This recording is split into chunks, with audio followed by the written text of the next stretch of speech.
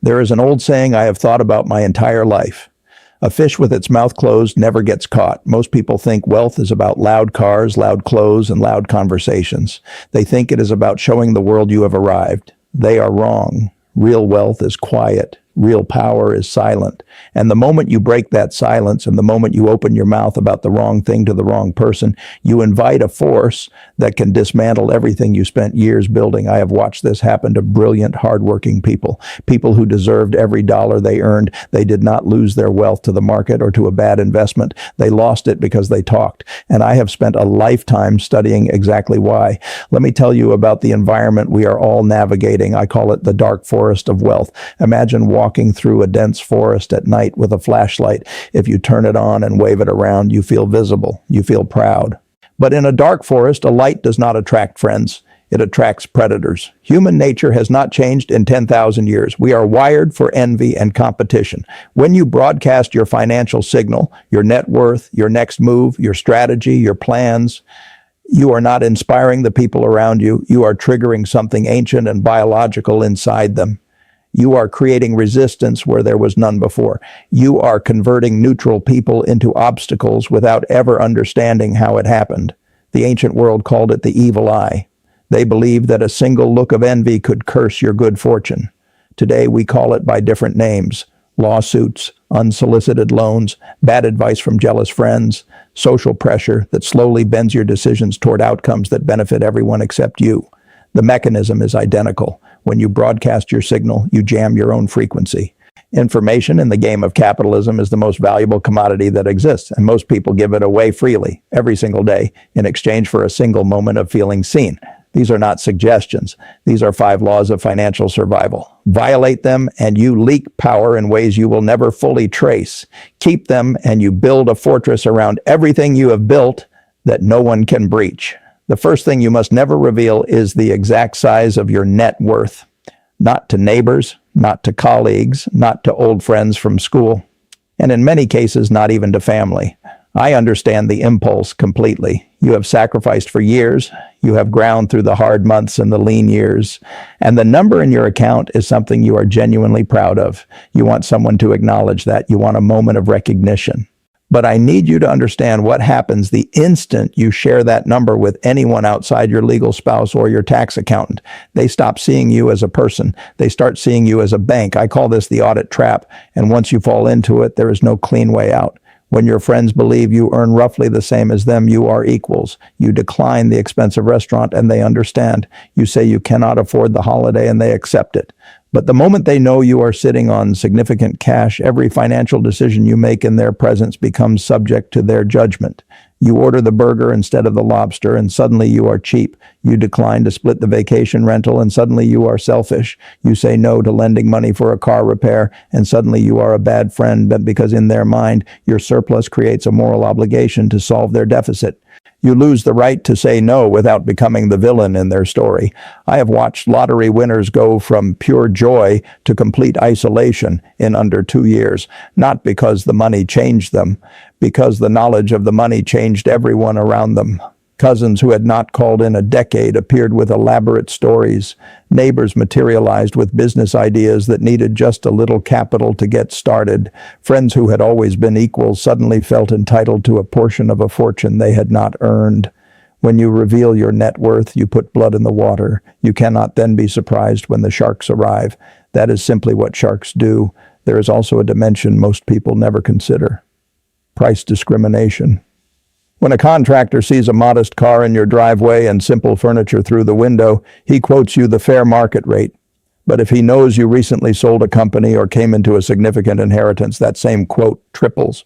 He is not charging you for labor anymore. He is charging you a tax on your perceived surplus. He assumes you will not notice an extra few $1,000s. This is how wealth bleeds away, not in dramatic single losses, but in death by 1,000 cuts, one overpriced transaction at a time. This is precisely why I have lived in the same house since 1958 and driven modest cars my entire career. People think this is eccentricity. It is not. It is a deliberate, calculated defense. When you appear ordinary, people deal with you honestly. They give you the real price and the unfiltered truth.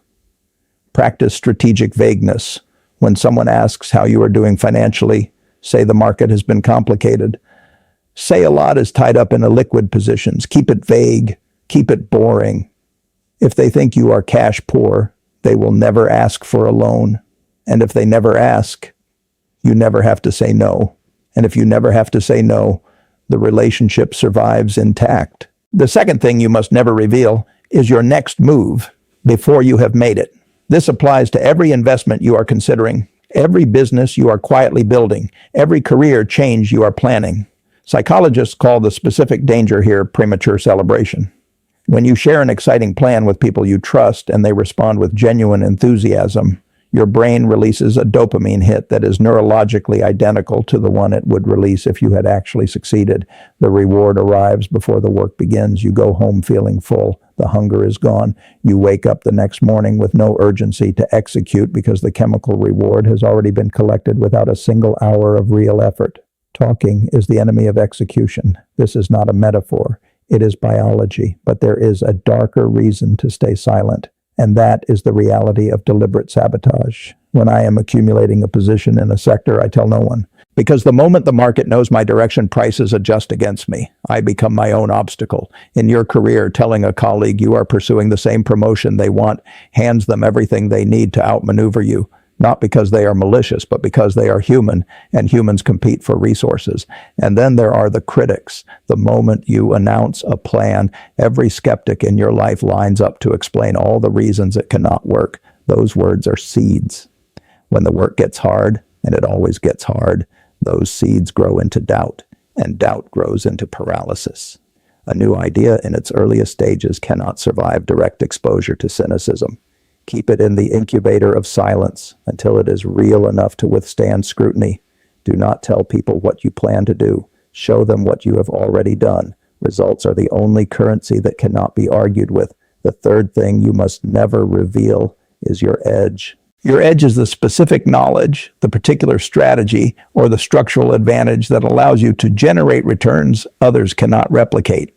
In investing, we call this alpha. The efficient market hypothesis tells us that the moment a profitable strategy becomes widely known, everyone adopts it and the profit disappears. It is exactly like finding a $20 bill on the sidewalk. You can pick it up, but announce its location to 1,000 people, and by the time you return, every single one will be gone. Coca-Cola has been one of the most valuable companies on earth for over a century. I have owned their stock since 1988.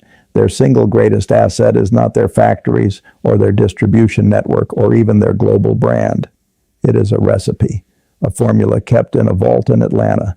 Only 2 people in the entire organization know the complete formula at any given time, and they are not permitted to travel on the same aircraft. This is a company that understands at its deepest level that secrecy is the architecture of profit. The moment that formula becomes public, 10,000 generic versions appear. The moat dries up, the margin collapses. Most people do the exact opposite. They find a strategy that works, and their first instinct is to share it. They build a following, sell a course, trade their golden goose for applause and a modest revenue stream.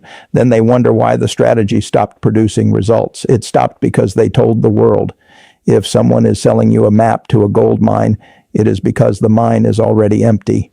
The people who are actually digging never sell maps. They dig in silence and let others debate the nature of their luck. The fourth thing you must never reveal is your inheritance plan, not the amounts, not the structure, not the timeline. This is the most painful of the 5 because it involves the people you love most. There is a specific poison that destroys wealthy families from the inside, and it is not addiction or conflict. It is the knowledge of future wealth. A father builds something real over decades of genuine sacrifice. Then, wanting to give his children the security he never had, he tells them, "Do not worry, one day all of this will be yours." He believes he is giving them a gift. He is actually giving them a reason to stop building their own lives. Why develop real skills when the outcome is already guaranteed? The children do not become careless out of malice. They become paralyzed by certainty.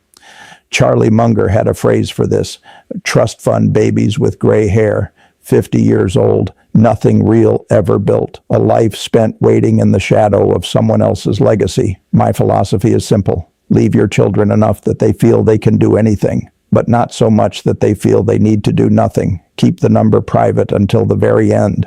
If they believe they are building entirely on their own, they will build with everything they have. They will develop the judgment, the resilience, and the genuine competence that cannot be passed down alongside money. And there is always the matter of family war. Tell 3 children how you plan to divide your estate while you are still living, and you transform every family gathering into a quiet negotiation. I have seen siblings stop speaking for 20 years over a will that had not yet been executed. The money was not even real yet, and it had already destroyed something irreplaceable. Build a wall of silence around your estate plan. Tell the people you love that things are taken care of, but do not give them the spreadsheet.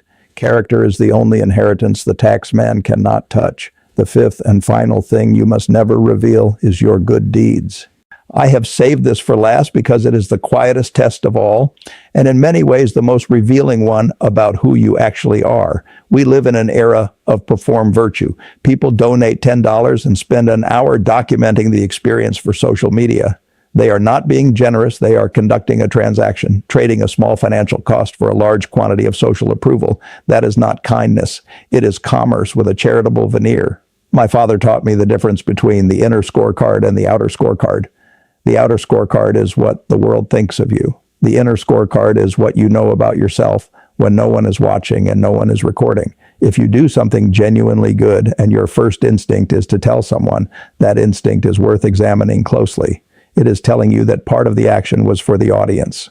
The person who can give without announcing, who can act without documenting, who can help without harvesting applause, that person has built something the market cannot price. Integrity, compounded quietly over a lifetime, becomes the most durable form of wealth I have ever observed. Do not broadcast your struggles either. Never tell people your problems. 90% do not care, and the other 10% are glad you have them. In the game of building real wealth, you want to be impenetrable. You want to be the person who solves problems quietly, not the person who performs them publicly. So let me bring the 5 together one final time. Protect your net worth. Do not let people audit you. Protect your next move. Do not let people sabotage you. Protect your edge. Do not let people copy you. Protect your inheritance plan. Do not let people fight over you while you are still in the room. Protect your good deeds. Do not let your ego corrupt the very thing that makes them meaningful. The loudest person in any room is almost always the most fragile. They are loud because they are still trying to convince the world and themselves that they matter. The quietest person in that same room is almost always the most formidable. They are quiet because they already know what they have built. They have nothing left to prove and no one left to impress. Build your fortress in the dark. Move in silence. Let your results be the only noise you make, and when you finally step into the light, you will not need to say a single word. Everything will already be understood.